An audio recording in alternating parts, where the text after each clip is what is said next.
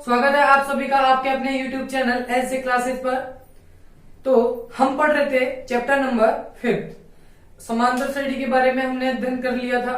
इसके जो 2-3 लेक्चर्स हैं उनको हमने सीख लिया था। आज हम पढ़ते हैं एक्सरसाइज 5.2 और उसका क्वेश्चन नंबर 4। तो गाइज, यदि आपने अभी तक चैनल को सब्सक्राइब नहीं किया है तो प्लीज चैनल को सब्सक्राइब कर दीजिए।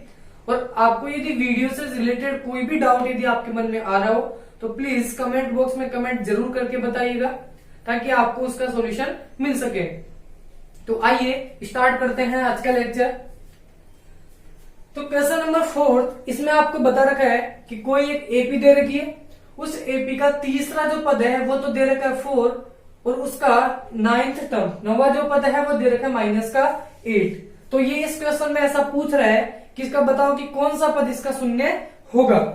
तो पहले इन दोनों संबंध से हम इसको यदि सोल्व करें तो तीसरा पद समांतर श्रेणी का A3, इसको हम लिख सकते हैं A+2D इक्वल्स टू 4। ये मैंने समझा दिया था, nth टर्म वाले फॉर्मूले से इसका तीसरा पद निकाल सकते हो। ये हो गई इक्वेशन नंबर 1। इसी तरीके से यदि 9वां पद की बात करूं तो यहाँ 8 बार डिफरेंस इसमें जुड़ जाएगा प्रथम वाले पद में, और ये हमारे पास आ रहा है -8। ये हो गई इक्वेशन नंबर 2। फिर इसमें ये बताना है कि इसका कौन सा पद 0 होगा। तो पहले इसको सोल्व करके हम a और d की वैल्यू प्राप्त करते हैं।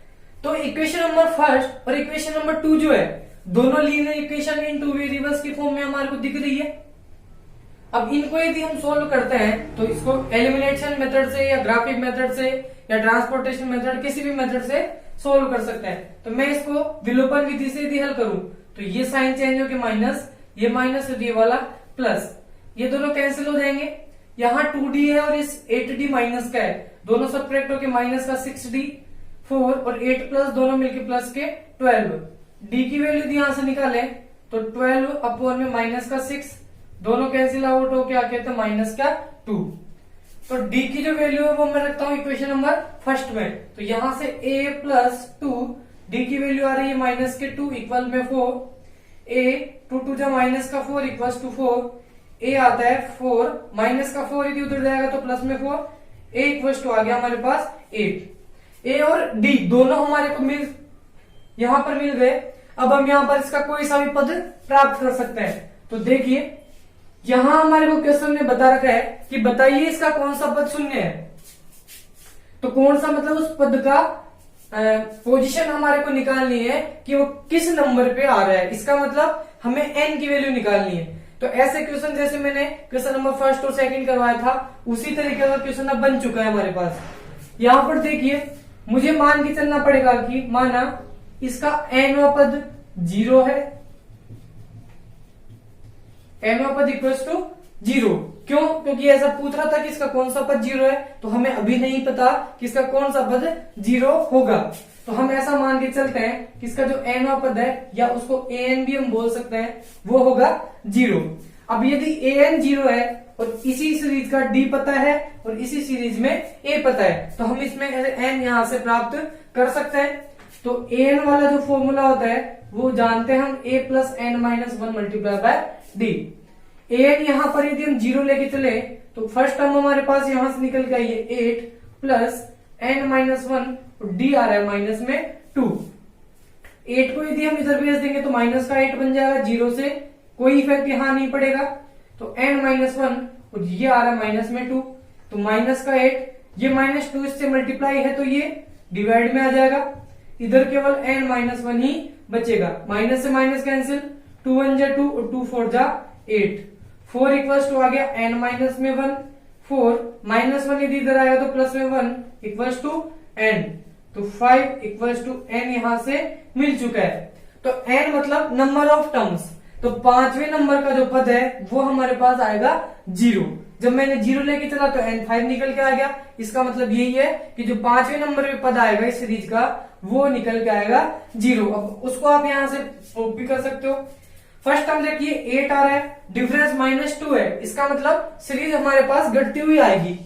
तो इसमें से 2 कम किया तो 6, फिर 2 कम किया तो 4, फिर 2 कम किया तो 2, फिर 2 कम किया तो 0। तो देखिए फर्स्ट, सेकंड, थर्ड, फोर्थ और फिफ्थ नंबर का जो टर्म्स है वो हमारे पास निकल के आ गया 0।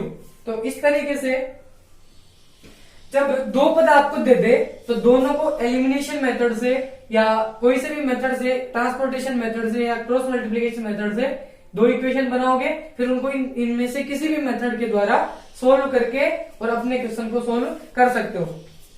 तो देखिए क्वेश्चन नंबर 5, इसमें आपको बता रखा है कोई भी एक एपी दे रखी है, जो भी है उस एपी का तीसरा नंबर का जो पद है वो तो दे रखा है 16। इसके अलावा एक कंडीशन क्वेश्चन में दे रखी है कि इसका जो 7वें नंबर का पद है, जिसको हम A7 बोल सकते हैं, वो इसके 5वें पद से 12 ज्यादा है। तो 5वें पद से 12 ज्यादा है तो ये तो पहले से ही ज्यादा है। यदि मैं इस 5वें पद में भी 12 ऐड कर दूंगा तो ये दोनों के दोनों आपस में इक्वल हो जाएंगे। तो जैसा कि मैंने यहाँ पर कर रखा है, देखो 7वां पद है उसको हम बोल सकते हैं A7, 5वां पद होगा A5 प्लस में 12। ये क्वेश्चन में हमारे को कंडीशन दे रखी है। 7वां जो पद होगा वो 5वें पद से 12 ज्यादा, इसी तरीके से होगा। अब ये दोनों कंडीशन यदि आपको दे रखी है तो इसकी हेल्प से हमारे को इसमें एपी प्राप्त करनी है कि इसके समांतर श्रेणी क्या होगी। तो मैंने बताया था कि यदि कोई भी समांतर श्रेणी आपको प्राप्त करनी है तो पहले हमारे को ए और डी दोनों पता होने चाहिए, तभी हम कोई भी समांतर श्रेणी प्राप्त कर सकते हैं। तो ए और डी हम इन दोनों इक्वेशन से यहां पर प्राप्त करेंगे। ये हो गई इक्वेशन नंबर फर्स्ट और ये हो गई इक्वेशन नंबर 2। मैं पहले इक्वेशन नंबर फर्स्ट को यदि सॉल्व करूं तो यहाँ A3, इसका मतलब हम बोल सकते हैं A प्लस 2D इक्वल में आ रहा है 16। ये हो गई इक्वेशन नंबर फर्स्ट, या इसको अलग दूसरा नाम देना चाहो तो इक्वेशन नंबर थर्ड यहां से हो गई, क्योंकि तीसरा जो पद होगा वो कुछ इस तरीके से निकल के आया होगा A प्लस 2D करके। अब मैं इक्वेशन नंबर 2 से यदि बात करूं तो फ्रॉम इक्वेशन नंबर 2 A7 मतलब 7वें नंबर का जो पद होता है वो होता है A प्लस में 6D, और 5वें नंबर का जो पद होता है वो होता है A प्लस में 4D और प्लस में आता है 12। अब यदि इन दोनों को सोल्व करें तो यहां से देखिए क्या वैल्यू प्राप्त होगी। तो इधर A जो आ रहा है वो प्लस का आ रहा है, इधर भी A प्लस का आ रहा है। यदि ये उठ के इधर आएगा तो माइनस में बन जाएगा। तो आप इसको इक्वल में एक तरफ काट भी सकते हो, क्योंकि ये इधर आके 0 बनेगा। यहां बनता है 6D equals to 4D plus में 12। अब D वाले पदों को यदि मैं एक तरफ रखूं तो 6D माइनस का 4D इक्वल्स टू 12, दोनों सब्ट्रैक्ट होके आ गए 2D इक्वल में 12, और D यदि यहां से प्राप्त करें तो इसकी वैल्यू हमारे को मिल रही है 6।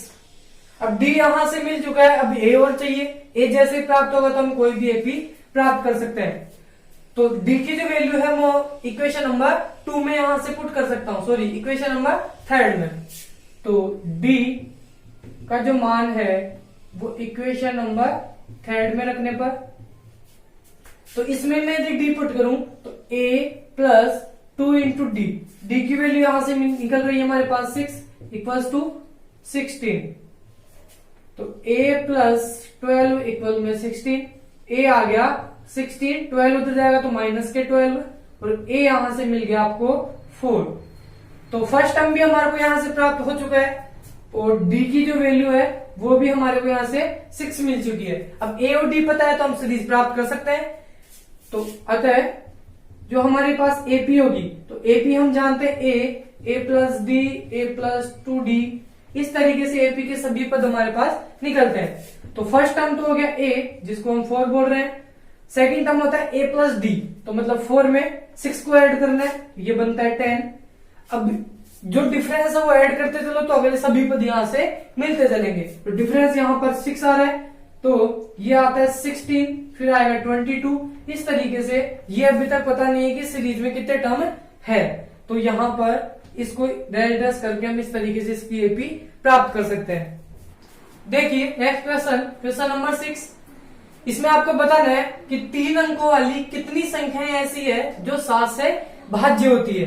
तो उनकी हमारे को नंबर निकालना, भाई कितनी संख्या है, तो मतलब n की वैल्यू हमारे को प्राप्त करनी है। तो ऐसी संख्या हमारे को छांटनी है, और वो संख्या 3 अंकों की होनी चाहिए जिनमें 7 से भाग जाता हो।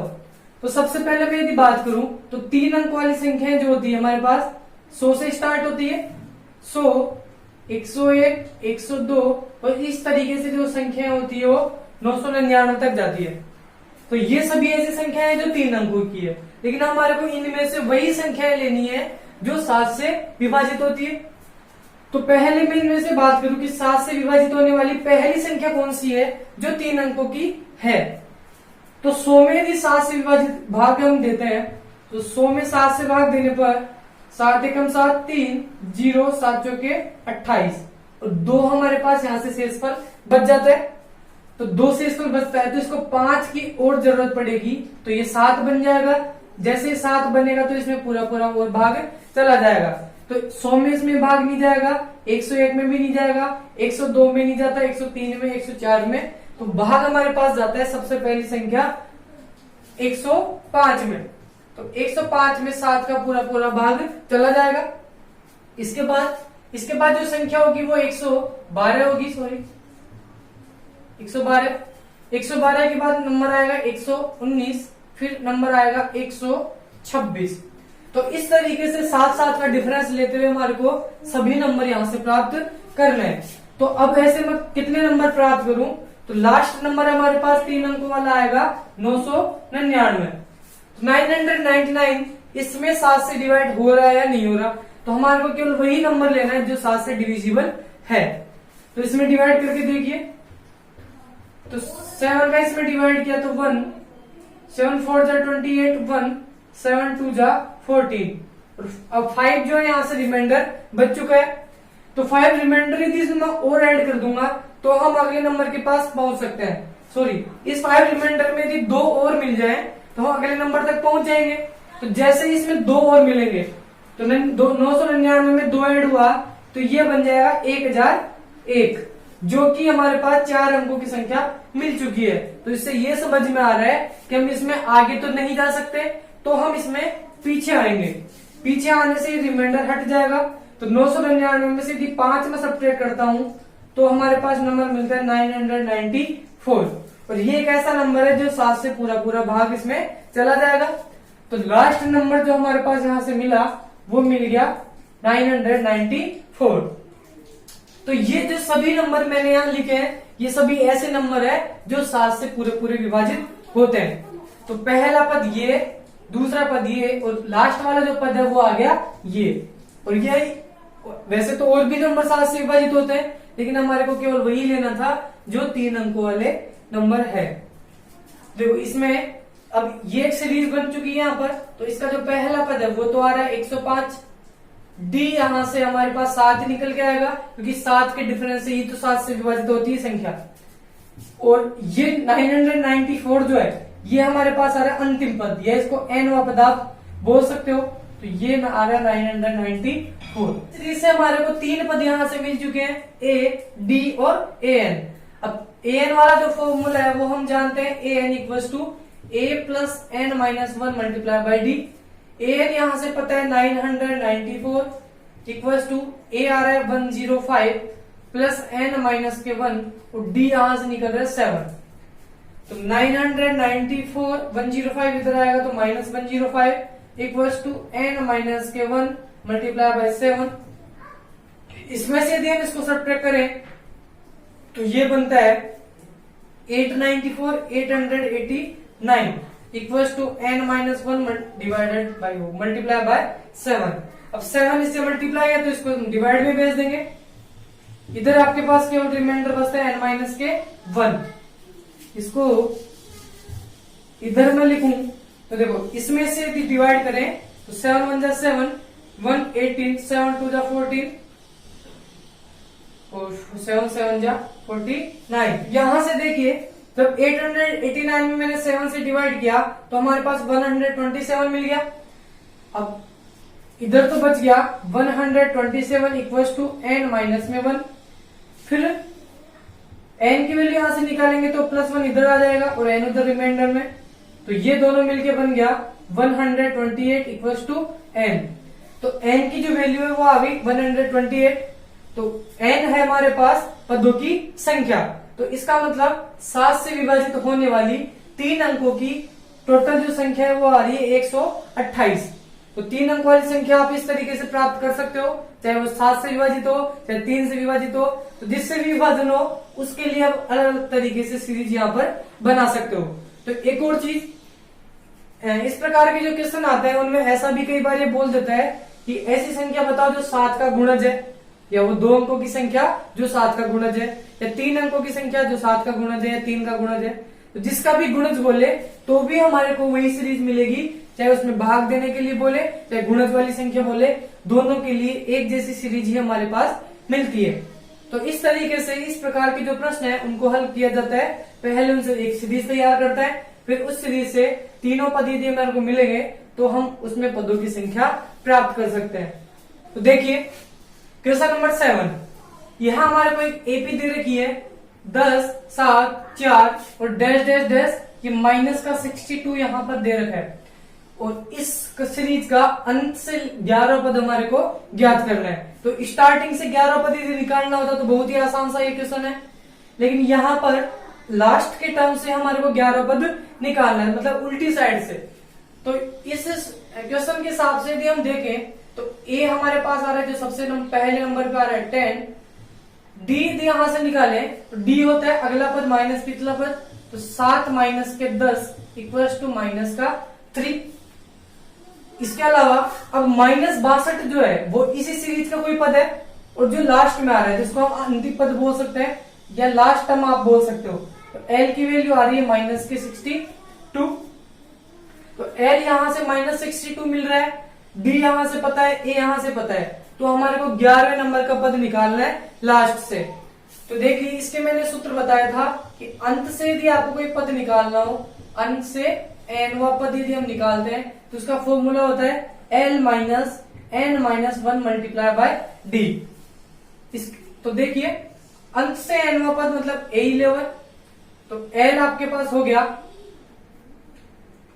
एल हमारे पास दे रखा माइनस का 62 माइनस एन की वैल्यू है, एन होता है कोई जो भी पद आपको चाहिए, तो यहां से 11 पद चाहिए, तो एन हो गया 11 माइनस का 1, और डी यहां से दिख रहा है हमारे को माइनस में 3, तो ये बनता है माइनस का 62 माइनस 11 माइनस 1 इक्वल टू 10, और ये बनता है माइनस में 3।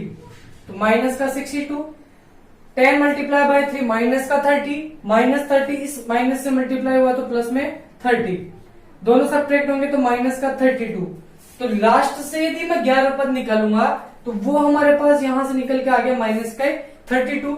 अब इस क्वेश्चन को आप इस तरीके से भी सोल्व कर सकते हो, और इस क्वेश्चन को यदि हम ये वाला फॉर्मूला नहीं भी याद रखें और nth टर्म वाला ही फॉर्मूला यदि हम याद रखना चाहते हैं तो उससे भी इस क्वेश्चन को हम सोल्व कर सकते हैं। तो देखिए कैसे, तो अंत से हम जानते हैं कि an वाला जो फॉर्मूला होता है वो होता है a plus N minus 1 into D, लेकिन ये जो फॉर्मूला होता है ये शुरू से nवा पद निकालने का होता है, अंत से nवा पद यदि निकालोगे तो उसका डिफरेंस उल्टा हो जाता है, तो डी को आपको यहां पर अपोजिट लेना पड़ेगा।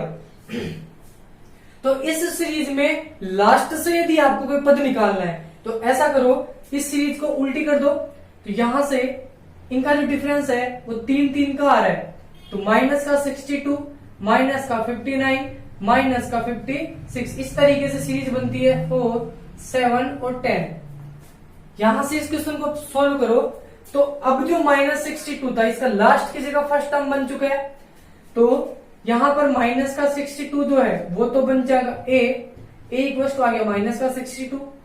अब डी यदि यहां से प्राप्त करें तो डी मिलेगा अगले पद माइनस पिछले पद को घटा के, तो माइनस का 59 माइनस इसमें से सब्ट्रैक्ट होगा माइनस का 62, तो माइनस का 59 माइनस माइनस प्लस दोनों मिलकर बन गया 62, यहां से मिल गया प्लस में 3, डिफरेंस यहां से मिल चुका है, और nth टर्म जो भी हमारे पास पद है an वो हमारे पास यहां से निकल के आ रहा है 10, तो a यहां से पता है, d पता है और an पता है, तो हम 11 पद यहां से निकाल सकते हैं। तो अतः 11 पद A11, तो ये होता है a plus N minus 1 multiply by D, A की वैल्यू यहां से मिल रही है माइनस में 62 प्लस एन की वैल्यू आ गई 11 माइनस 1 और डी यहां से मिल रहा है 3, तो माइनस का 62 11 minus 1 10 multiply by 3 equals to 30, तो माइनस का दोनों सब्ट्रैक्ट होकर आ गया माइनस में 32, तो ये आ गया 11वें नंबर का पद। an का हमारे पास यहाँ कोई मतलब नहीं था क्योंकि हमारे को तो केवल 11 पद ही निकालना था और तीनों वैल्यू हमारे को पता ही थी, तो 11 पद यहां से निकल के आ गया माइनस 32, यहां से भी 11 पद निकल के आ गया -32। आप दोनों में से कोई सा भी एक मेथड काम में ले सकते हो। तो जब अंत से 11 पद पूछे या कोई सा भी पद पूछे तो आप सीरीज को उल्टी कर दो, फिर सीरीज जैसे ही पलटोगे तो जो लास्ट टर्म था वो तो फर्स्ट बन जाएगा, जो फर्स्ट था वो लास्ट बन जाएगा। फिर इस एक सीधी सीरीज ये बन चुकी है, तो इसका इधर से जो 11 पद होगा वही तो लास्ट से 11 पद होगा, क्योंकि क्वेश्चन तो हमारे को ये दे रखा था। तो इसका इधर से जो 11 पद होगा, तो इस सीरीज को तो इस तरीके से हमारे को देखना है। तो ये एक तरीके से उल्टी ही सीरीज हमारे को दिखाई पड़ती है। तो ऐसे आप दोनों में से किसी भी मेथड से लास्ट वाली सीरीज, लास्ट पद से कोई सा भी पद प्राप्त कर सकते हो। अब इसका जो नेक्स्ट क्वेश्चन है वो सेम इसी तरीके से है, उसको आप सेल्फ सोल्व करना। वो क्वेश्चन भी, उसमें भी अंत से 12 पद आपको पूछ रहे हैं, तो वो आप अपने आप सोल्व करना। तो गाइस, यदि आपको वीडियो अच्छा लगे तो प्लीज वीडियो को लाइक कीजिए, और यदि आप क्लास 10th की मैथ पढ़ना चाहते हो तो टोटल यहां से क्लास 10th की मैथ पढ़ सकते हो। Thank you.